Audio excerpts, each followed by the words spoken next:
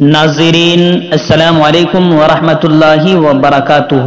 اپنے بے باک بیانات کی وجہ سے چرچے میں رہنے والی سابق وزیر اعلیٰ محبوبہ مفتی نے ایک بہت ہی اہم بیان جاری کیا ہے، اور انہوں نے کہا ہے کہ پاکستان کی عدالتیں موب لنچنگ کرنے والوں کو پھانسی کی سزا یا عمر قید کی سزا سناتی ہے، اور انڈیا میں موب لنچنگ کرنے والوں کا ستکار کیا جاتا ہے، سواگت کیا جاتا ہے، استقبال کیا جاتا ہے، حوصلہ افزائی کی جاتی ہے۔ اور انہوں نے یہ کہتے ہوئے کہا ہے کہ یہ فرق ہے پاکستان کی عدالتوں کا اور انڈیا کی عدالتوں کا۔